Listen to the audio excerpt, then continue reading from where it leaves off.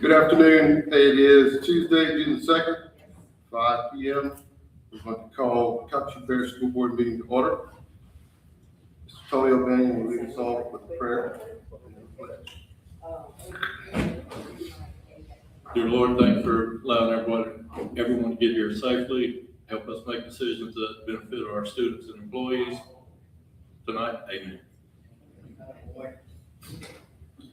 Pledge allegiance to the flag of the United States of America and to the republic which stands one nation under God, indivisible, with liberty and justice for all.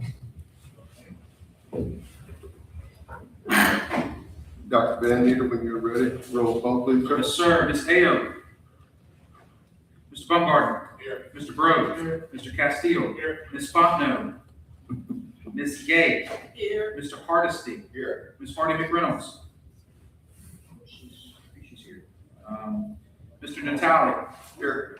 Mr. O'Banion. Here. Mr. Pichon. Here. Mr. Roberts. Here. Mr. Tarver. Here. Reverend Wallace. Here. And Dr. Washington. You have a floor. Thank you. Moving to item number 3, we have a bid report. Mr. O'Banion moves on A, seconded by Mr. Castile. So A, Starks High School renovation, District twenty-four bond funds, bid 2026-05 EC. Any questions, concerns? All in favor say aye. Aye. Any opposed? Motion carries. Second. Motion by Mr. Rhodes, seconded by Doc. All in favor say aye. Aye. Meeting adjourned. So we're gonna take a small 2-minute break so that we can allow, different people to swap in to get to their respective positions. And then Mr. O'Bain is gonna lead the budget meeting.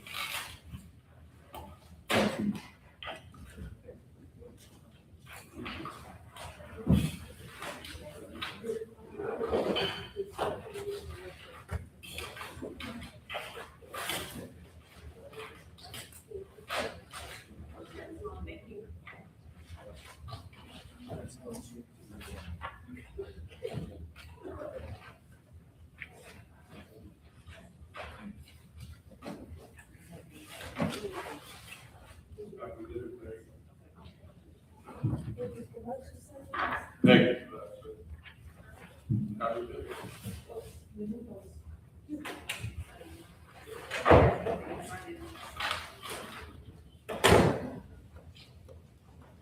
How long was that? I had it for 3 minutes, it lasted 2 minutes.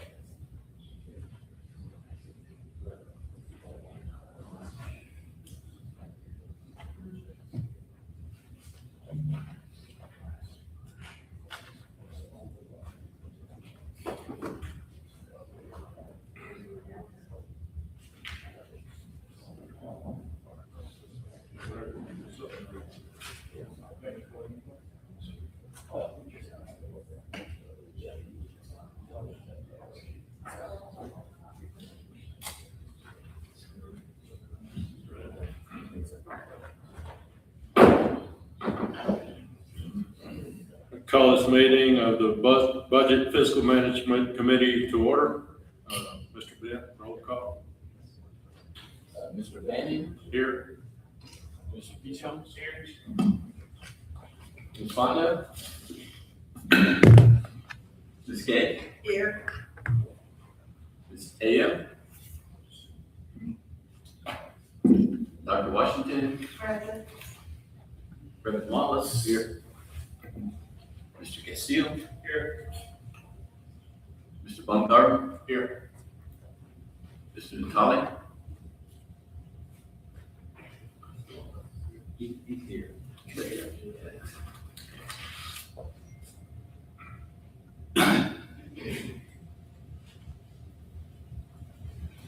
And Mr. Hardesty. Here.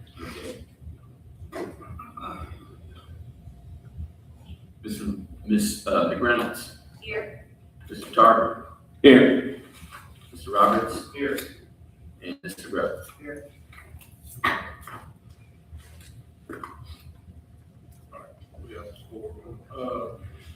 Item number 1, 2025-26 budget revisions.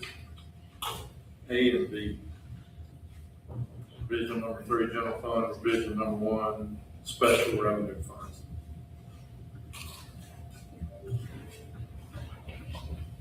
We're presenting with the budget number 3, final for the year.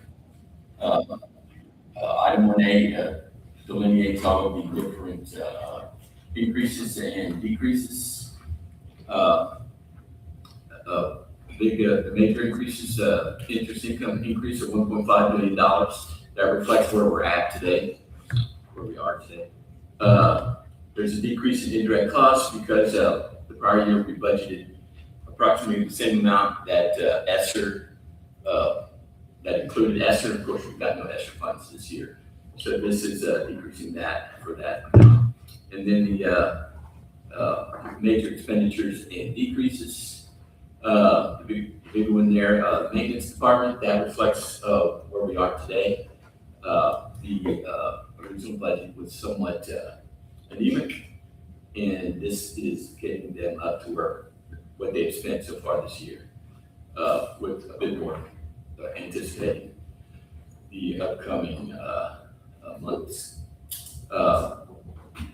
With regard to transportation increase, at the beginning of the year, when we usually put in the encumbrance rollovers, we omitted one of the encumbrances for the bus purchases.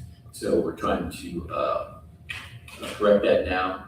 That was included in last year's encumbrance reserve. So that's not really, it will affect this year's expenditures, but it shouldn't affect the unassigned fund balance. The laptop refresh needs, we're increasing that for $1 million, anticipating that our sales tax, non-dedicated sales tax can pay for that. That's something that we need to start doing, and you'll also see it in the 26-27 budget. We have decided, I think over a 3-year period, to put $1 million approximately in there in order to keep the laptops operating and up to date. Planning and construction, mold remediation, that is getting us to what we spent this year.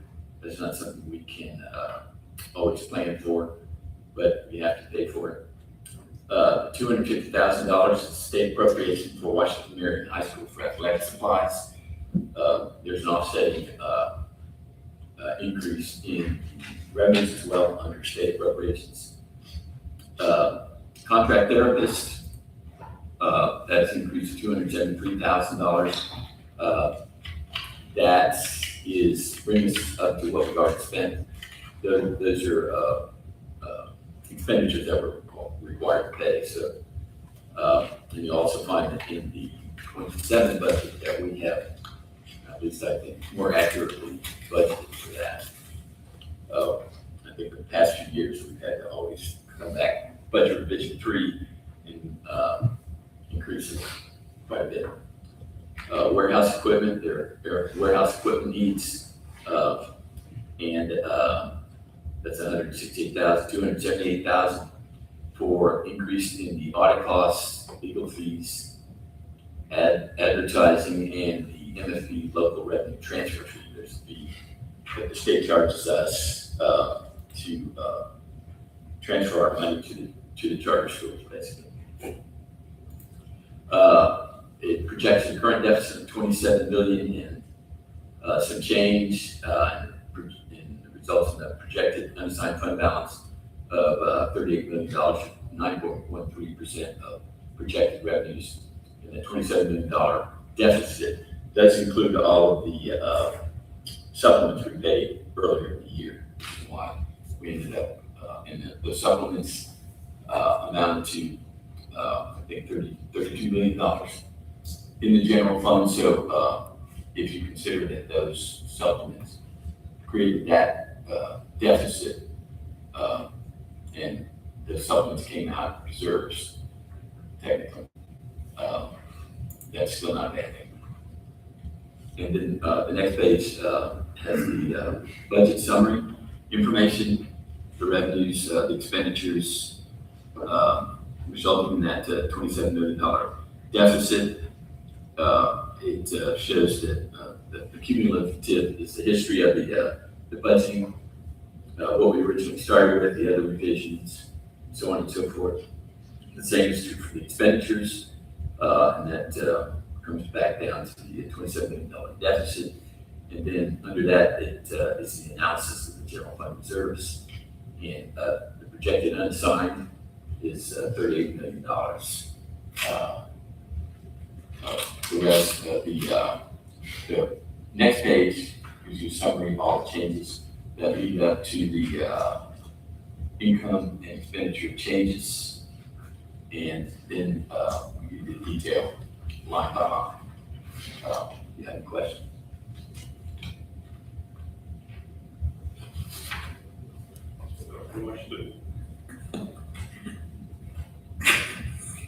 I just have a quick question.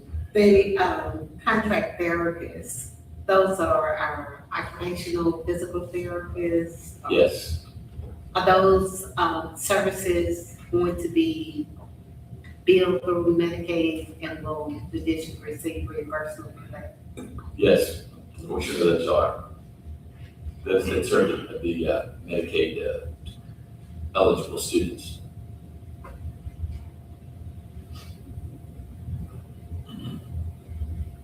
Question? Yeah, on the food service issue, $7 million, $7.5 million. What does that attribute to? For the current year, well, yeah, for the current year, they decided to stay with the free lunches because we had built up $10 million fund balance. And so they wanted to keep feeding the children for free. Basically, all of that program at the federal level, we fell off after the disaster. So we're absorbing that cost. As Ms. Richard mentioned, the fund balance was such that she felt as though that could absorb it for the year. That was sure thing. But we didn't budget for it. For that deficit, well, we weren't sure what was going to happen, really, with regard to, the additional costs, as I understand. And in the maintenance department, that was a pretty significant increase. Was it any, like one particular thing or was it, Plumbing and electrical work is generally most of the listing, and it shows that on page 101 of the summary of the expenditures, and those are the major ones: general repairs, appliance repair, rental of AC equipment, et cetera, et cetera. But for the past 5 years, I guess, historically, we've always had to come back with a huge adjustment to the maintenance department. Now for 27, we're trying to make it more accurate so that we don't have to do this. But we have had to adjust it as much as $8 million in the past.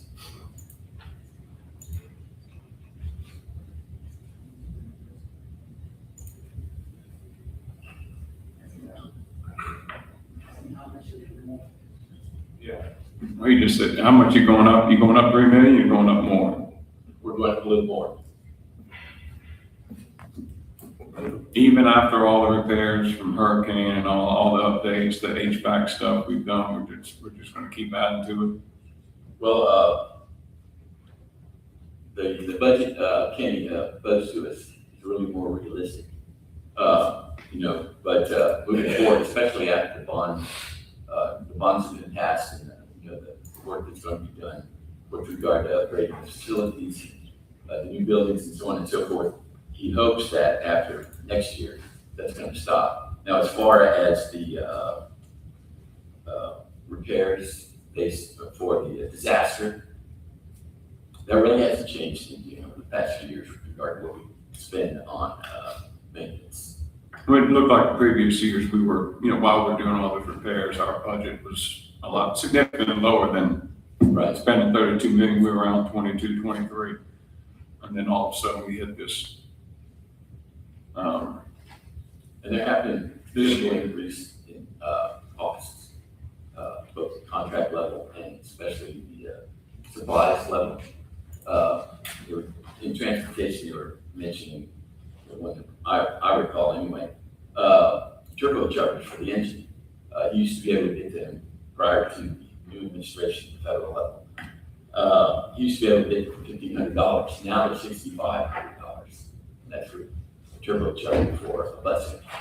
So, and all of that is, cascaded down to, everything else we purchase. All right,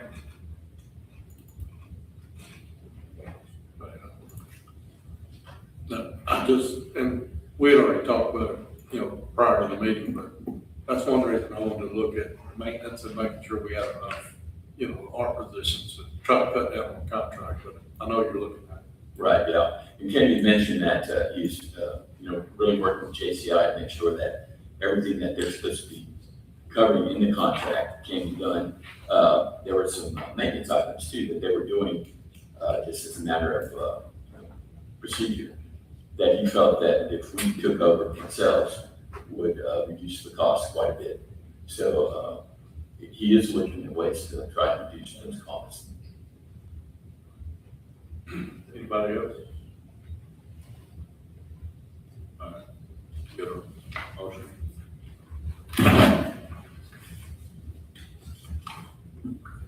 I move that we accept the 25-26 general fund budget review number 3. Seconded.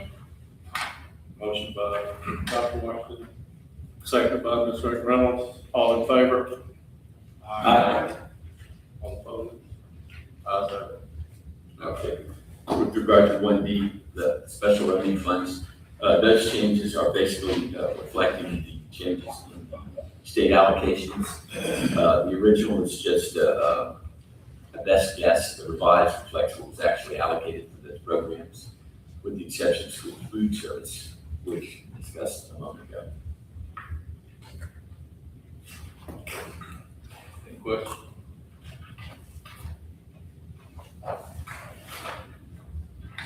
Motion.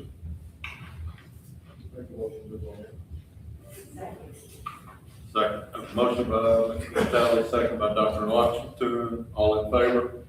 Aye. All opposed? Ayes have it. Item 2, 2026-27 proposed general fund and special revenue budgets. On item number 2, there's a summary of the major changes that we are proposing. The total revenues and other sources of funds are $411 million, which is a decrease of $12 million from revision number 2. I did not include revision number 3 in the data because it had yet to be approved. And the major changes, there was a property tax decrease of $389,000. That pretty much holds the property taxes at the same level as they were last year. And looking at the assessed value, that did not change significantly. We get letters from the assessors that mentions their estimate for the assessed level. So we feel pretty good that that's going to hold. Sales taxes, we decreased those by $619,000. Now, we took a different approach to sales taxes this year because in the past, we would use a 7% reduction over what sales tax we would collect to be conservative. But in the past 4 or 5 years, we had to come back with a huge adjustment to the sales taxes. So after speaking with Holly, we felt as though a 3% reduction over what she actually felt would be, we would be accurate and conservative enough so that we wouldn't have to come back with, a $20, $30, $40 million adjustment later in the year. So that is why there's a much smaller change in the decrease as opposed to prior years. MFP, the MFP is the MFP. The state tells us what that is. So, but that shows an increase of $837,000. However, the local revenue transfer to the charter schools, that went up well above the $837,000. Here, there's also some issues with regard to what the state may want us to do with some of the MFP, but that's still pending. other restricted revenues that increased 10 million and some change, and that's because the state pay supplemental revenues were not allocated this year. So we did not increase that. Expenditures, and other uses of funds projected at $403 million, which is a decrease of $22 million from the second revision of the current year. Major changes, net salary decreases, 27 million in teacher retirement, employees retirement are related to that. That is mostly due to the removal of the salary supplements. Now, with regard to the new salary schedules, that is not included. We have to wait until we turn over to next year. We'll update the salary schedules, and then we'll come back with you earlier in the year than we normally do with the salary revision. Because of that, the changes in the salary schedule, I think we mentioned that we expect that the changes in that schedule, pulling down the number of steps, et cetera, are going to cost us about $1 million. But once we get the database updated and so on and so forth, we'll know more. And we'll come with, I think in July, we'll come with the salary schedules for you to approve.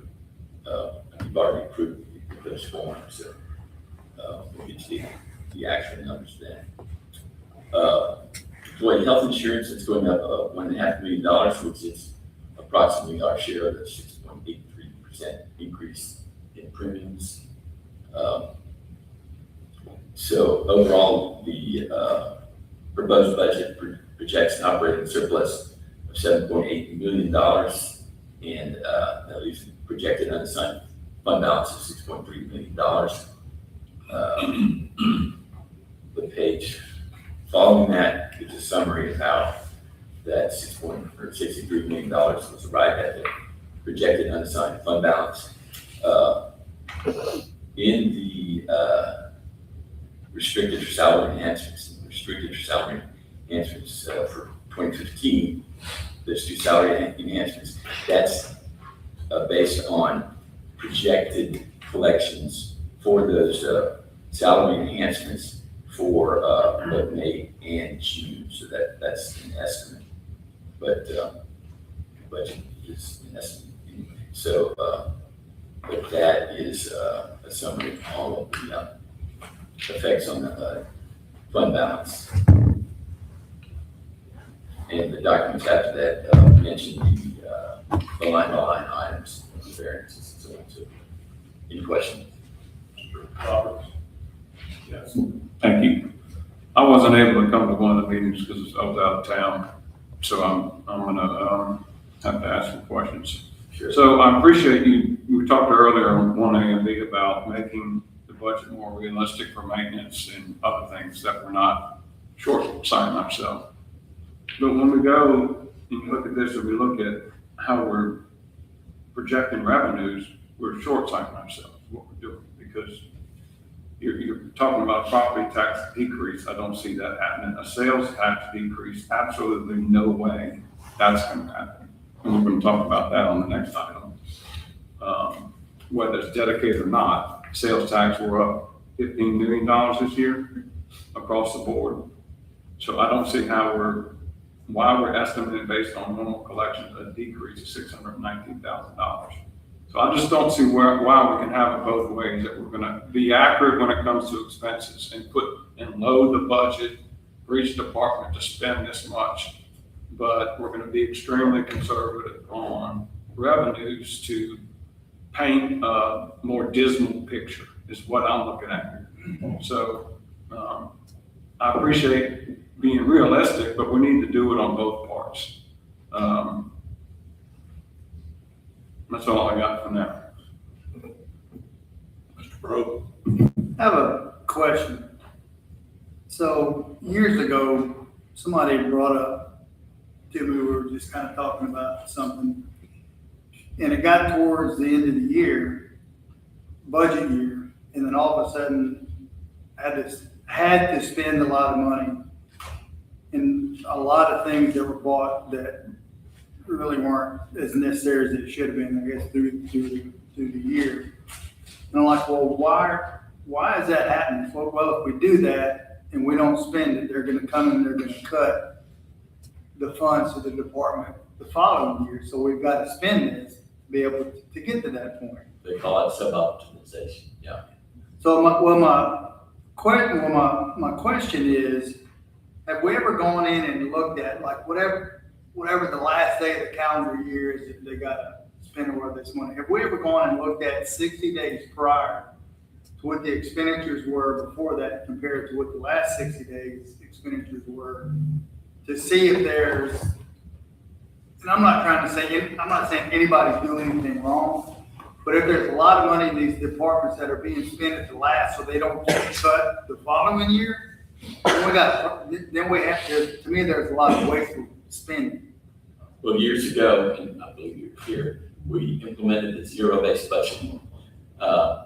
And that's supposed to eliminate that, because, you delineate what you're gonna spend over the year and why, and you spend it to achieve those objectives. Whatever's left, goes back to, falls to the bottom line. We also, Okay, so let me ask the question on that, not to interrupt you, but so it defaults to the bottom line of the department, or it defaults to the bottom line of the general fund? the general fund, yeah. So that being said, how much is being redefaulted back and deposited in the general fund at the end of that calendar year? Well, I don't think that's ever been analyzed. That's never been analyzed.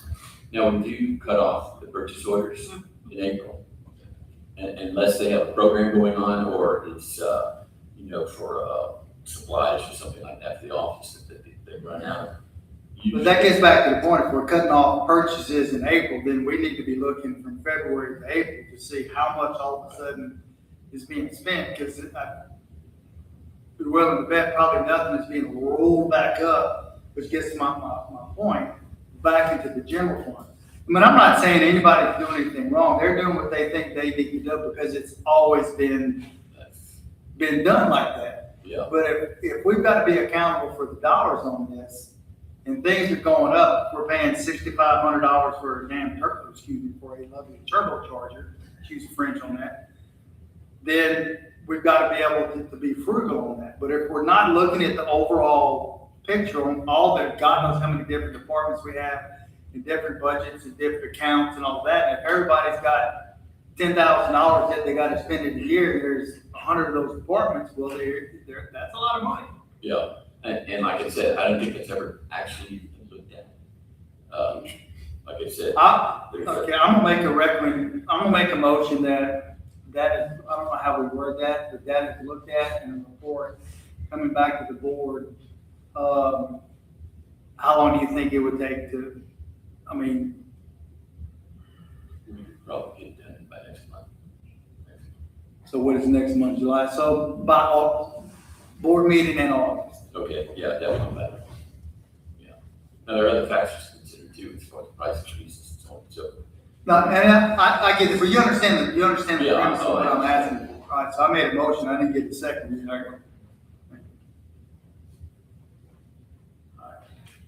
Can we get that before the meeting too? Sometimes you guys get the mind, Right. try to rush to get it, because it's Yeah. the same day, that doesn't do any good person. Right, yeah. Time to review. So I'm thinking, No.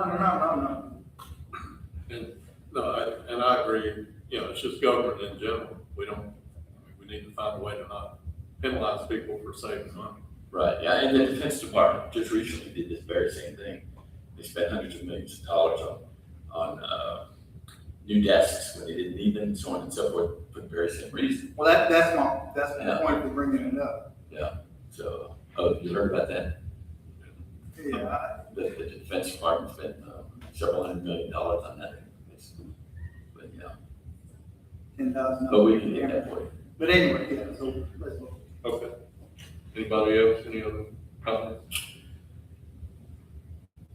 Good motion. Okay. All in favor? Aye. Item 3, capital improvement fund.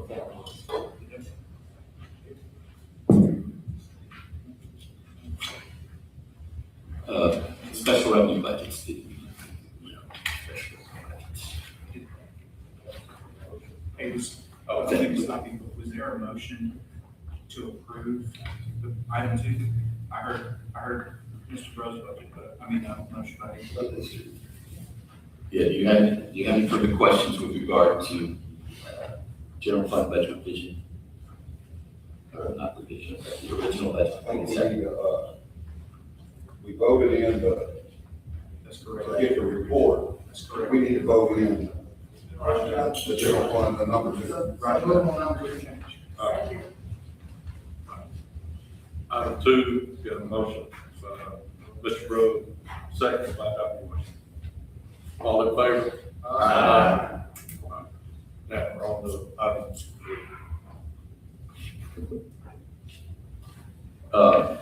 In addition to that, with the, I guess I should have mentioned the 27, that includes the special revenue budgets.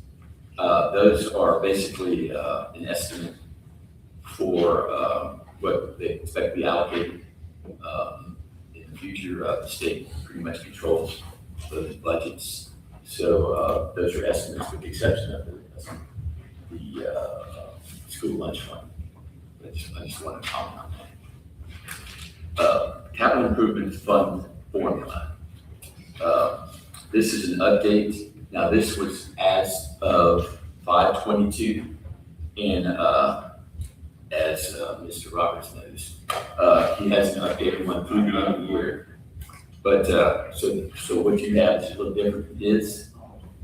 But this is basically, it shows the formula that you guys adopted last, I think it was July. And it shows that the base for the last 3 years through 2025, the actual collections, and this is through May, not through the end of the year. And because I wanted to compare apples to apples, and so on and so forth. So if you look at the total sales taxes for the prior years, you won't be able to trace that base number to anything. The actual collections for the current year, it shows the increase over the base, then the percentage of the increase. And then that retainage calculation with regard to the difference between the base and the actual collections. And then it allocates that difference to the various other distribution areas. And I want to include that just to let you know what was going on at this point. Mr. Roberts, thank you. What I did, I'm gonna get you one of these two. I took your formulas and I put some different scenarios on there that I wanted to discuss with the board. I'm all about announcing that. I'll share with you, Karen. Here you go, Mr. Ben.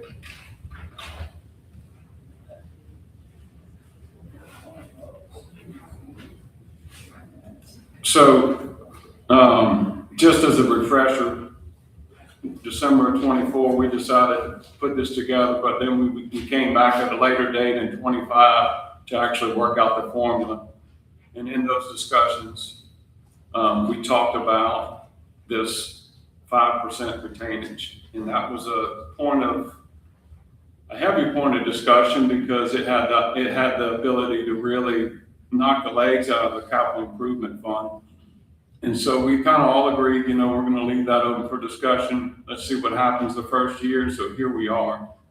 And so what I wanted to kind of discuss as a board, and I had a good conversation today with Dr. Van Meter, but I wanted to propose, I took his numbers. His numbers are at the 5% are at the bottom. That's the updated numbers Mr. Bent sent me today. And I just rolled it up to a 3% retainage and a 4% retainage, just so we could see this and see how we wanted this fund to perform. And just remember, this is a capital improvement fund that the board, I think it was unanimously voted through. And it was to capture these ITEP projects, and we're just stepping off into that with Woodside and some other ones. And so we're starting already to see some of those benefits. And so this just captures the 60% of undesignated funds. for sales tax collections. The other two, the dedicated 40% of total sales tax collections are not in here. And so those were untouched. They went up by 8.68% as well. So we had an 8.68% increase. The only issue I'm having with this, and CPI was not taken out of this, and that will be next year. And I won't have to worry about that because I won't be here. But I just want you to think what happens when CPI comes out, how bad it's really going to be. So all the way at the bottom is the 5% retainage. The fund collected over $9 million in excess revenues for the capital improvement fund. Immediately with this retainage of 5%, taken off of the base sales tax, the 104, 60%, roughly 60% of the capital improvement fund goes back into the general fund. If you look over further to the right, you see the distribution of excess collections. The general fund is already getting 15% of the percent that goes into distributions, along with the hurricane lower and future cost share. I have no problems with either of those.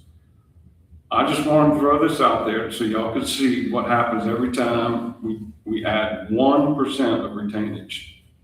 And so if we go to 4%, your $9 million of total revenue above collections now is, 3.4 million goes into the capital improvement fund. 4.1 goes into the general fund with the additional 15%. So that's close to 5 million right there. So in that scenario, the general fund is still collecting more than the capital improvement fund. If you go to 3%, it's a little more even. To me, it performs more than that we anticipated and we expected. Again, we have not touched the dedicated sales tax revenues. Those revenues, I asked Mr. Bent for that this morning. I appreciate him getting to me. We don't have those in what was provided, but I'll just read them to you. Those are the 2 half-cent or the 2 dedicated funds, each collected $37.7 million roughly. So they collected roughly $5.5 million above budget or above what is normal. We're not touching that. So both of those funds have already increased $5.5 million, and that goes into salaries and benefits and all the such. So I just want to discuss this. I like the 3% retainage. This is something the board can come back in the future and adjust. This is one of the most responsible things we're supposed to do. And I appreciate Mr. Bro's point about looking at things as if money is actually being returned back or how things are being spent. But we're supposed to hold the purse string. So I'm not going to make a motion yet, but I would like y'all to if y'all have any more questions, I'll come back. But look at this and see how you want this fund to perform. I will say I do like the 3%. The general fund still is going to get right at $4 million, right? Just over $4 million if we go to the 3% route. And $4 million goes to the capital improvement fund. That's pretty fair. And 900,000 goes to the hurricane lower and future cost fund. That's pretty fair. So I want to put this together. This program is important to me. I'm going to tell you what, and Mr. Tarver and some of you were very, critical of putting this together. But this fund is one reason our bond passed when we got to talk to the people. When we got to talk to the business people and we showed them our foresight on what we're going to do, that we're not going to come back in 5 years, and we're not going to come back in 10 years for little things, that we're going to try to do it with this. So it's important to me. I like y'all's kind, and I'm respectful of Mr. Bent and the superintendent worried about the MSP. I know that's up for discussion. But just remember the dedicated sales tax went up also. And all these scenarios send excess money to the general fund. It's just a matter of how you think it should be proportioned. I think it should probably be I would like the 2%, but I didn't put that on here. I like the 3% route. I think it basically breaks it down 50-50 again. The 5% route, the improvement fund is getting less than the general fund. Same with the 4%. So I'll stop at that. Mr. Bro? I like the concept of this, but we brought up a while back looking at trying to keep our general fund reserves up with inflation. So I think we ought to, if you agree or disagree with this, think we ought to look at tying this into inflation, because everything's going up.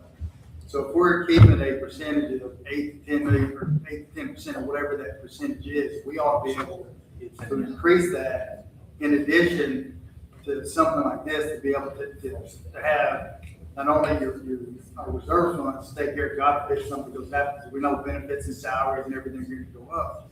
So we can meet that on one end if we have a catastrophe, but at the same time, like he's saying, not being able to come back in and have something to be able to do that. So I wouldn't mind seeing something that would tie the two together. We already have a motion on that. If y'all come, I don't know if it's a motion or whatever it is, if y'all come back with that. But if y'all can tie those two in together so we can see the overall bottom effect on both of those. Because he's exactly right. If we set it up now, then future boards are going to be all right. And people, they understand that we do a good job of managing them. Well, some of them do managing them, but they don't understand that 85% of our income goes to salary and benefits, which doesn't leave you a whole hell of a lot to do what we were trying to do. So I agree with what he's trying to do, but I wouldn't mind seeing them tied in on both of them together to see how we can make that work. The relationship between the reserves and what we're trying to pull out there. Yeah. In other words, to try to keep our reserves on an increasing up with inflation numbers. So if we're at $18 million and inflation goes up 6%, then we ought to be able to, like we talked about, just something to know. Right, I see. Okay. Mr. Tarver? So I understand, I think I understand what Mr. Brooks is asking for, and the CPI is already in there. There wasn't an adjustment this year for CPI because it's the first year, but it's already, next year it's gonna be CPI plus whatever percentage we have. So CPI plus 5, it's just too high. We went through this 1,000 times, a bunch of different ways. And we stuck with 5%, mostly because we didn't know what we were gonna be looking at. And now that we have a real year, Mr. Bro, what I'm saying is CPI is in there already. Next year, it's going to be CPI plus the 3% or 5%. So if inflation is 3%, it's not going to be 5, it's going to be 8, or it's not going to be 3, it's going to be 6. Now, there's not a CPI this year because it was the first year. So my impression is that's already accounted for. If inflation is real bad, it's going to be this plus inflation. It comes into the general fund first. I like 3 as well. If we can't get to 0, I'd rather it be 0, obviously, but I know that's not probably realistic. So I like 3 as well. The point is, we were doing all this work to get these things done. I'm not going to be able to spend it because I'm not going to be here. But the point is to get this money in this capital outlay fund so that all the bonding districts have to spend it. You guys need it. It needs to be there, and it needs to not get sucked up in the general fund where you never know. You don't know what's going to be. 8 votes can spend it easily for all of our high school or all Westlake or whatever. Anything can happen to it in the general fund. It needs to be in the capital outlay fund, distributed according to student counts to the bonding districts. We went through it 1,000 times, and it's a good plan. The number was just a little bit, I think the number was just a little bit off from when we started. We didn't know exactly what we were going to look at. I think we need to go to 3. If we don't, at the end of the discussion, if we don't have a motion, come back to me and I'll make a motion to change to 3 unless Mr. Roberts wants to, but we can just continue discussing it right now. I think the lower number is better. 3 is going to be plenty conservative enough because it's CPI plus 3, and we need that money in the capital outlay fund, not in the general fund. Mr. Tarver pretty much hit everything I was going to say, but I asked for it, so I think you articulated that well. And if I'm understanding this correctly, if we move, say, from 5 to 3, it's not a big increase, but it does provide more dollars towards paying down that hurricane. Yeah, but that's a good So to point. speak. Yeah. And so I know that that's a looming issue that's gonna have to be addressed. I don't know why we wouldn't. It's a significant issue. So the Mr. Target's point, maybe we ought to even look at 2%, but I would take 3. Yeah, Right now. it's a significant issue, but ultimately, I think what. You're right, the hurricane debt is a significant issue that we're gonna have to deal with. But ultimately, whether it's, 500,000 or 900,000 a year on that, we're gonna have to put more than that. Right, so- I agree, But I do hear you in terms of putting more money into that is a good thing. And like I did talk to Mr. Roberts about a little bit earlier, the only thing I'm concerned about is there are funding changes that are looming with MFP, even as of today. I spent my afternoon on the phone dealing with a good bit of that. So that makes me a little bit nervous, but in the grand scheme of things, to be honest with you, 3 versus 5. So we're already taking into consideration inflation plus, all right? Yeah, the inflation piece, you're right, is taken care of with CPI. I think, that was figured into the formula ahead of time. That's not what the MFP I'm worried about. I understand that, and I always hear, and I don't fully understand it all the way, but you don't ever want to have too much money in the general fund because it affects you in other programs that we're trying to get funding for. So if we can give more control back to the districts, I think that's a good thing. I know it helps the rural communities that I represent. We don't have a lot of money, so I'd be all in favor of the 3%. Thank you for your time. Hope I didn't ask too simple a question. We're good. Ms. Gay? Yes. I have a question.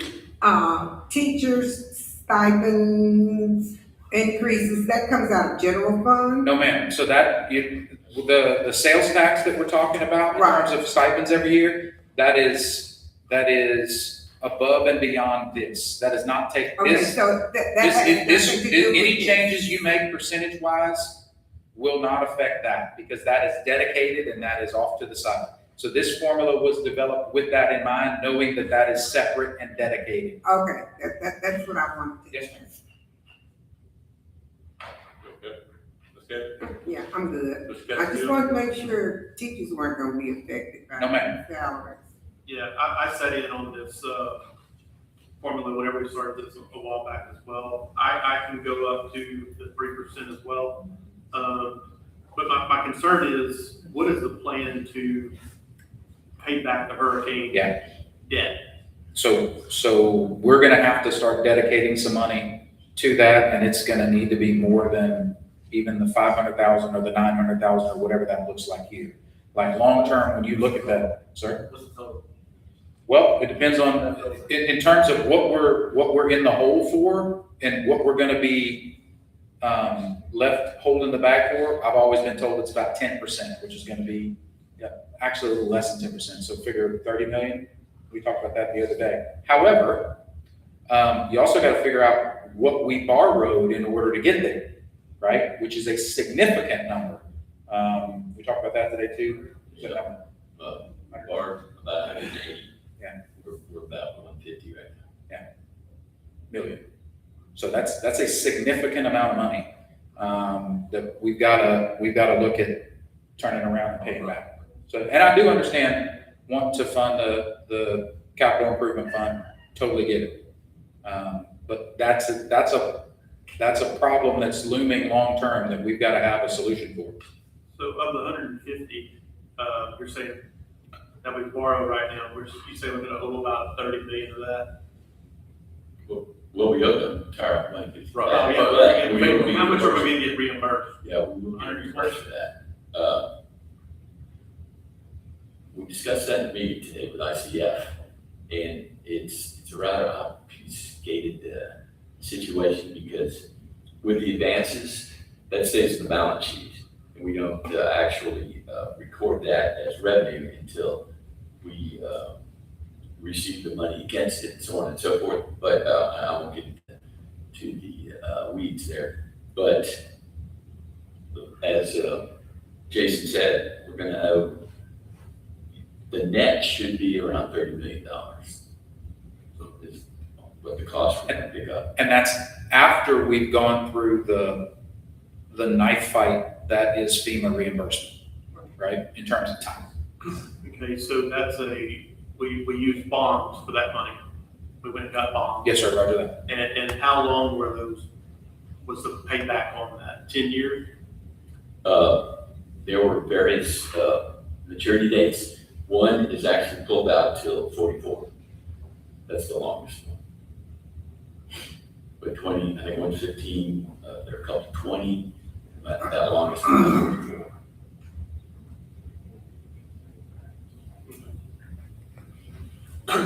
All right, I've got one and then we'll go to the second round. But when we're receiving FEMA reimbursement, that's going directly towards the debt. Well, it covers the costs that we're expending right now for, the projects that are going on now. And as the debt comes due, we do pay, use it to pay the debt. A long time. All right, Mr. Roberts, round two. Yes, I'd like to make a motion that we adjust the retainage to 3%. Second. Okay. And my reasoning for that, and I just remind the board, there's nothing stopping y'all from coming back and reversing that. If we need the money, then yes. If we have an emergency, then yes. But we're talking about a lot of hypotheticals here. Just remember what the basis of this fund is for. This is year one. Year 2 and 3, I wish I'd be on the board. So there's nothing that the action this board can't do. If you need $1 million of it back, there's nothing y'all can do. Y'all can add it to the agenda and get it back. I have no problem with that. I'm not gonna be here. Even at the end of this year, I would support it if we're in a dire need. But as Mr. Bro said, why don't we look at if we're purging our budgets at the end of the year to spend the money so we don't lose it, why don't we look at that and see if there's a way? Because we're talking about a rounding error right now. We're talking about a couple $1 million to put into this fund compared to the revenues that we take and the revenues we spend every year. It's a rounding error on our overall budget. I'm sure if we need a couple $1 million somewhere, we can find it in here. And so I'm gonna move for the 3%, knowing that this board and the next board can always change it. And that's the beauty of it. And that's our job to do that. So thank you. We have a motion to change the retainage on this formula to 3% by Mr. Roberts, seconded by Mr. Hardesty. Any discussion? All in favor? Aye. All opposed? Ayes have it.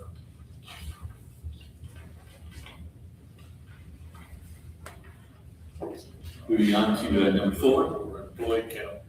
employee count. That is information that the CFO in the past provided at the end of the year. And this is just to let you know the count of our district-wide employees as per the payroll database. Compared to last year, it went up a little bit, but not that much. Any questions? No questions, information only. I'm sorry, Ms. Gay. Go ahead. I just have a question about, the bus drivers and bus aides. Is there any vision in the future where we won't be running all of these platoon routes and some people driving 3 and 4? I get a lot, not most, but a lot of calls from bus drivers. We have enough buses, right? We just don't have the drivers. Is that what the problem is? Yes, ma'am, that's correct. Oh, okay. I was just wondering because I get calls from bus drivers and I said, well, I know we got enough buses. It has gotten better the past couple of years, Ms. Gay. With the classes that Big A and his crew are putting on, we're starting to see a little bit more. The bad thing is when LNG plants start going, all our drivers go over there because they make more money. So I'd go also. Okay, I was just wondering because it seemed like the issue was always, the bus drivers had so many different routes and areas that they had to, but it's getting better. Okay. Any other discussion? All right, that's information only. Item 5, list of grant-funded employees, information. This is another item that we traditionally bring to you, that lists all the employees that are funded through the grants. There's a summary page in the front that gives you some of the salaries by each grant. Any questions?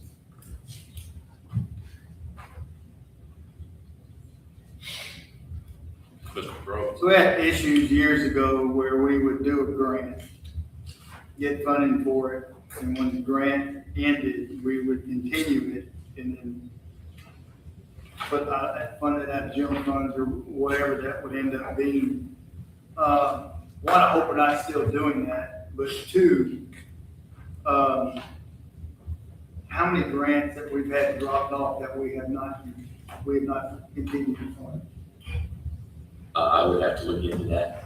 Now, a lot of the grants, the original purpose was to get these programs started and then have the districts pick up those programs that were effective. So that's also a consideration too. Well, it ties into where I kind of want to go with this. We're good at adding. Right. When you talk to a teacher and it's like, God damn, I don't get paid enough to deal with all of this crap. Because we're adding and adding and adding and adding and adding and adding and adding 10 times and nothing ever gets taken off.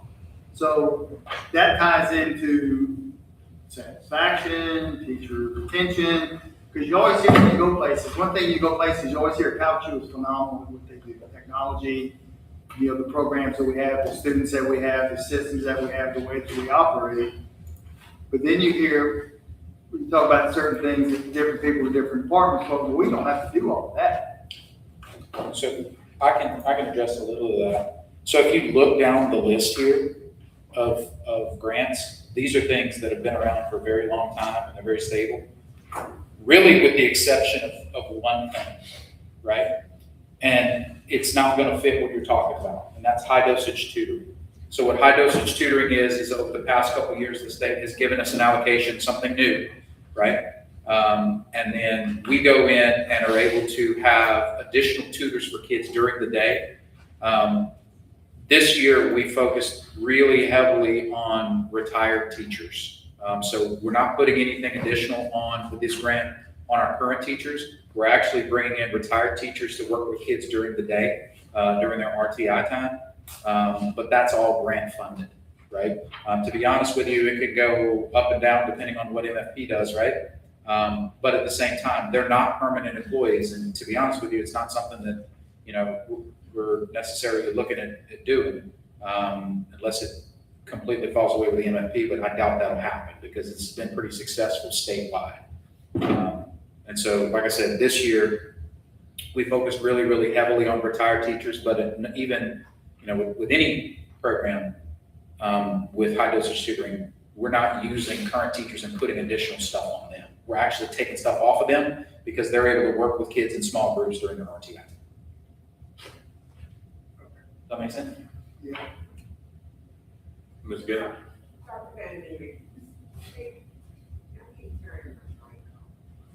On purpose. Okay, on this form, why are there the same names, active, and two different salaries? Are we paying a portion of the salary and the bottom number is what the grant pays in addition to that? Just explain that to me. I think that's probably gonna be I'll let Mr. Bent handle that, but I think that's gonna be our line item breakout like we do for all salaries, right? I'm thinking, what are you looking at? Okay, on item 5 is informational only, I think. Where it says grant funds, personnel employee listing, it's the same name. It's like Hastings, Dupersham, Kelly, Marie. It's active, but the first number is 65,000, and there's 6,494. I'm just looking at the first one. Right. Am I looking at the wrong sheet? No, he can explain. Oh, okay. Yeah, that's because on the pay code, there are different pay codes. that are associated with each one of those line items. The total salary would be the sum of those two pay code, salary amounts. It's like that on every employee's check. Okay, so I'm just saying, so, okay, the first name on my sheet is Michelle Jewett. So her salary is 65,502.50, and the 649,460 is from a different, line item or something? It's a different fund. Yes, The annual salary is applied to that, percent distributed, which arrives at the percent distributed for that particular fund. Okay, so a portion of the salary is the additional amount from the grant, whatever? Well, that's that portion of the salary that grant picks up. Okay, so that's what it is. The second one is what the grant picks up for the employee. Well, in this case, it's both of those pay code items, because those pay codes delineate different aspects of the pay. But there's another fund, and I would have to bring her up, that pays another portion for salary. Okay, well, I just want to know why each person had two different amounts, assigned to their names. Yeah, it has to do with the way that they set up the personnel, in personnel. Okay. Okay. Anybody else? Yep, that was information only. Item number 6, approval for cost assessment. Approval on 6. Motion second. What we're asking for here is, we want to take a look at the Office of Group Benefits and what it would cost for us to switch over to, come under their umbrella. We won't know the cost unless we, have the fee, give them the fee and have them assess what it costs us. Insurance is, having issues, let's say, and we were wondering if this could possibly be a solution to the problems we're having funding the insurance. Unless we look, we won't know. I think it's a good idea, that's why I'm making a motion. Like we said, we don't know. So once we get some more numbers, then we can make an educated decision. See if it makes sense for our current employees, our retirees, and everybody around. So Right. I don't think anybody wants to do anything to hurt anyone's benefits, but we go into the taxpayers to make sure we're keeping that money as wide as we can. So that's it. Any other discussion? I didn't even, I Oh, Ms. Kathy? heard nothing you said. I don't know if maybe they need to replace these mics because I'm not picking up anything anyone is saying. Maybe I need to get my ears checked. Okay. It's okay. I'll leave that. So what did, Mr. Natali say? You said a lot. Said he's excited to have this opportunity to look into the office. I want to see if we can lower our health insurance premium. That's bottom line. I don't know nothing about insurance. You actually said No, that? yeah, no. Maybe it's your glass partition, Ms. Gay. Maybe it's your partition. Well, Mr. Robert said he This- can't hear either. Right, all right. This is, we've got a motion and second on spending $5,000 to get a price from Office Group Benefits to see what it would cost if we. You had me sold on $5,000. Okay. Yeah, because usually it's 65, 80, 100. All right. I'm good with All that. right. Yeah. No discussion, all in favor? Aye. Nay. All opposed? Oh, got one nay, Mr. Brown. All right. Item number 7, annual comprehensive financial report, fiscal year 25. We did get it, you should have in your package, financial statements for 24, 25. And we'll go through that very quickly.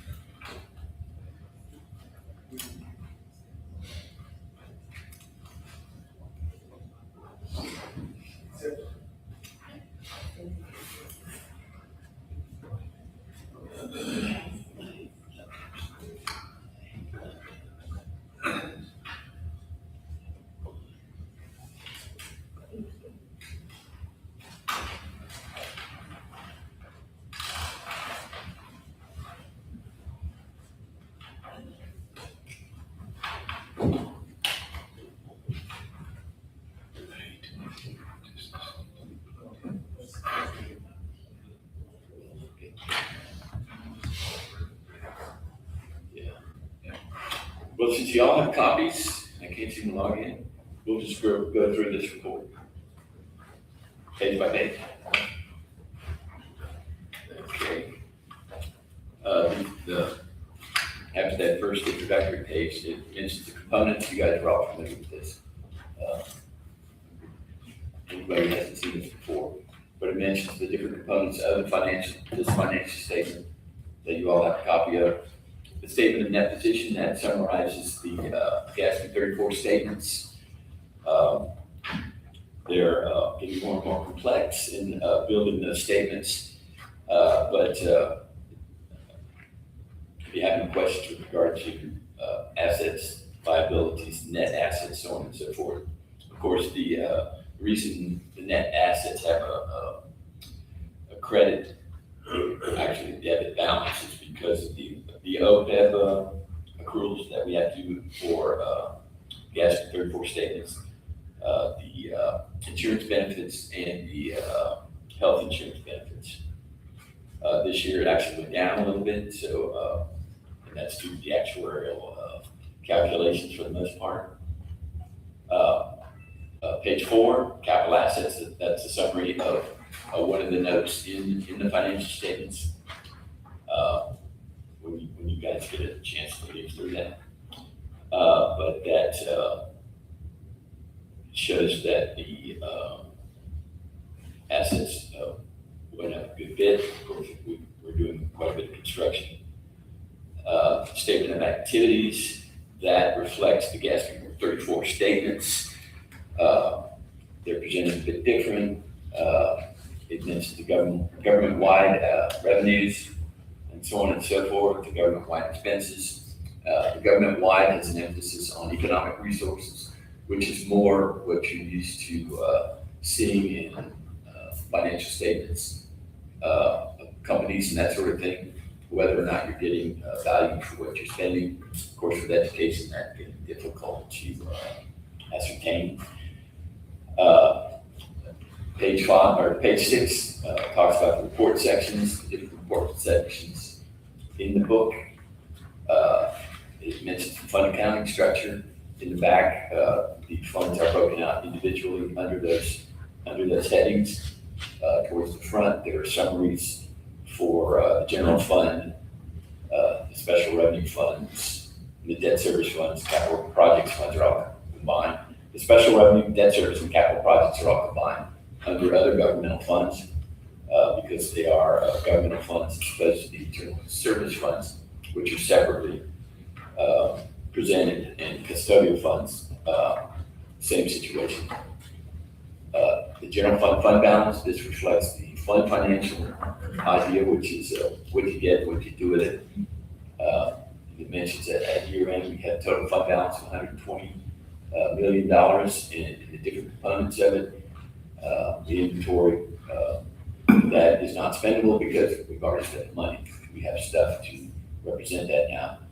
The salary enhancements and the grant donor restricted amounts. The salary enhancements we have distributed in the current year for, to a certain extent, for the salary supplements. Grant donor restricted, those are amounts left over from other four and in other grants that have a fund balance. The insurance is a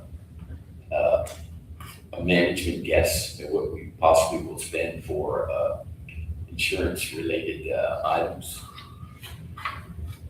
E-rate technology, that is for items that we've received from E-rate and have been unspent. So that carries over the next year. So that's why it is assigned. Unsigned $38 million makes up the rest of the $128 million total fund balance. The next slide gives you some comparative figures, ratios, fund balance to expenditures, et cetera, et cetera. Anybody have any questions on that? We'll give you a chance to digest that. Fund balance history. I did notice that the fund balance history graph actually reflects the non-spendable restricted, not the total. So you have some questions about, does it match up? That's the reason why I think the slide is pointing at the wrong column, but hopefully that clarified that. On page 11, statement of revenues, expenditures, and changes in fund balance. That is the gross summary of what happened in the general fund. Keep in mind the general fund as it is presented in the ACFR includes the state and local funds, not just the general funds we generally deal with it, Fund 1110 and 1120. But it also includes things like LA4, state, other state funds, also other local funds that we create. STEM is the one that comes to mind right now. It shows in excess of revenues over expenditures of $15 million. Other sources and uses, the out consisted of the state appropriation. We received state appropriation in the general fund. State wants us to report it in that fashion, but that was actually transferred over to the Riverboat Fund. So that's what's shown up as now. $50 million fund was also funded, or it's included in that $9.7 million figure, as well as school activity fund transfers for the teacher allocation, and the 1.2 that we give to the food service fund is included in that 9.7. The 4.6 million in is, I actually didn't have a chance to analyze that, but if you have any questions, I'll let you know after the fact. But the net change in fund balance was a $5 million figure. On page 12, it gives a comparative operating results and fund balance over the last 5 years. Fund balance. That gives you some comparative figures to see that we are increasing our fund balance. Although keep in mind that much of that increase is the dedicated sales taxes. General fund revenues on page 13, it gives a summary of the different and a comparative of the difference between 24 and 25, between the local, state, federal revenues in general that are reflected in the financial statements. There's a graph of that on page 14 with regard to that portion of those revenues and what comprise the major components. Slide 15 gives you general fund expenditures in certain categories over the last 5 years. Any questions at this point? Okay. Following page gives you a graphic of those different areas of the general fund expenditures. Page 17 gives you percentages over the years as a comparative tool. As you notice, the charter transfer had gone up over 2024, down from 2023. Based on the current year budget, it will go up. Page 18 gives you a graphic with that same information. Page 19 gives you different categories of general fund salaries in millions of dollars, changes over the last 5 years. Page 20 gives you a graphic of that very same information without any comparative amounts. Page 21 gives you those same salaries as a percentage of the total salaries. And page 22 gives you a graphic of that same information. There is a comparative on page 23 of the revenue and expenditure history over the years. And as you can see, they've gone up, and mostly because of the sales tax revenues. Page 24 delves into the special revenue operations and the changes between school lunch, all the other special revenue funds. Most of those are grant funds, in fact, all grant funds. School lunch is the only non-grant fund, although it is partially funded by federal revenues.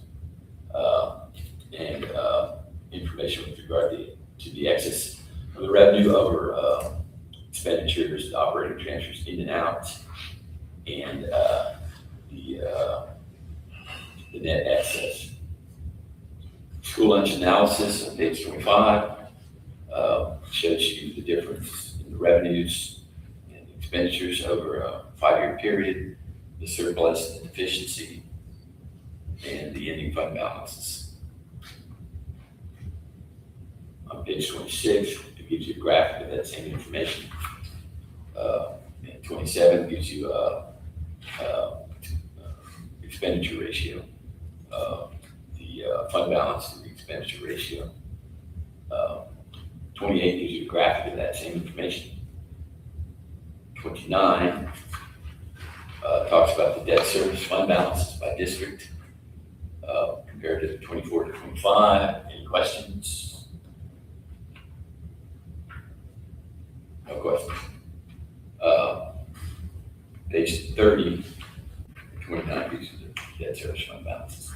Page 30 talks about the general long-term debt summary, the changes from 24 to 25.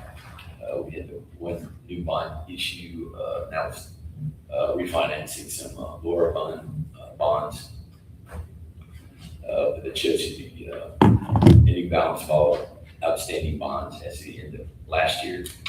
The graphic on 31 tells you the differences and changes in the outstanding long-term debt balances at the end of the year. 32 does the same for the capital projects funds. So this is all the fund balances, the restrictions and balances at the end of 25. Group insurance, that shows the total assets, liabilities, and the net position in the group insurance fund. Any questions at this point? No questions, okay. Group insurance operating fund, group insurance fund operating results on page 34. It does seem to indicate that our fund balance has been significantly reduced from 24 to 25. The group insurance fund 5-year analysis gives you a history of the revenues and expenditures and the net income and loss for the last 5 years. Page 36 gives you a graphic of that same information. And page 37 shows you a graph of the net position in that group insurance fund over the years. Any questions at this point? Okay.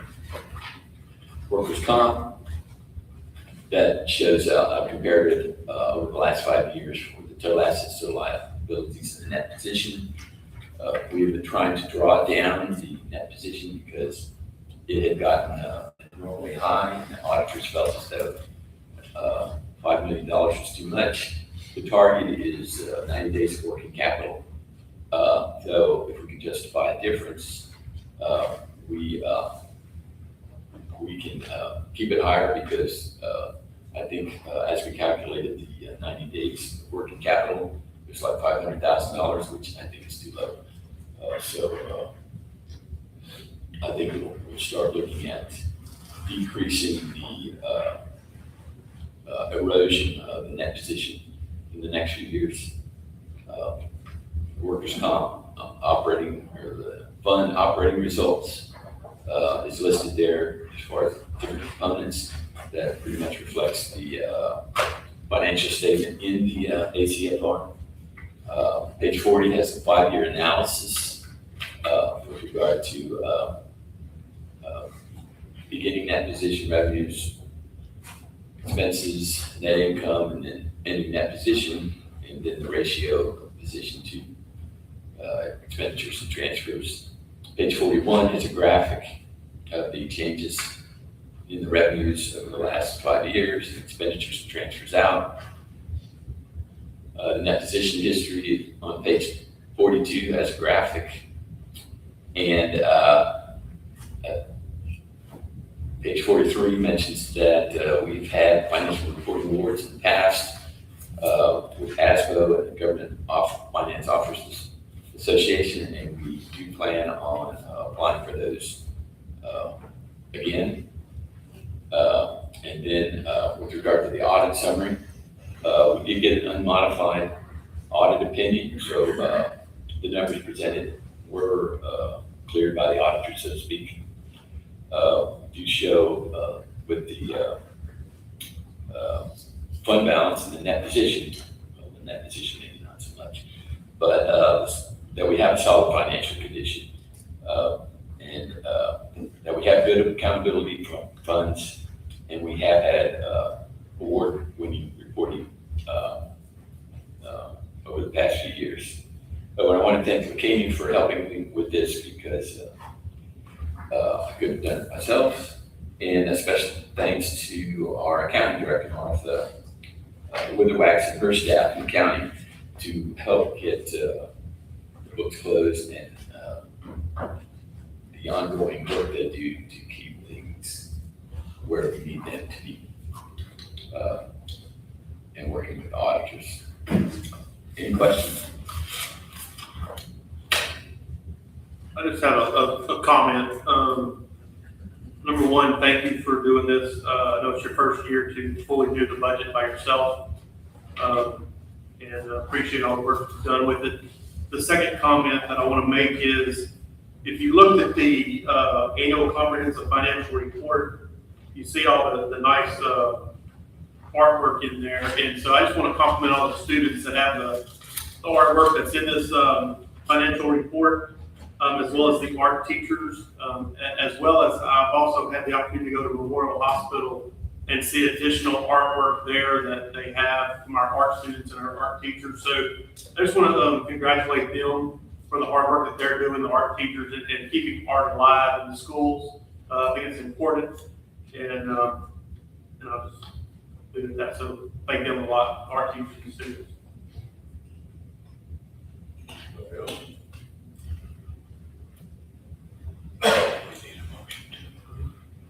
Do we get a motion to approve the acceptance of the 24-25 ACFO? So moved.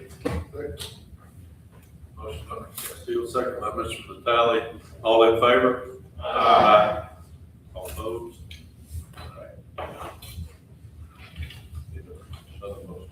Motion to adjourn. Second. All in favor? Aye.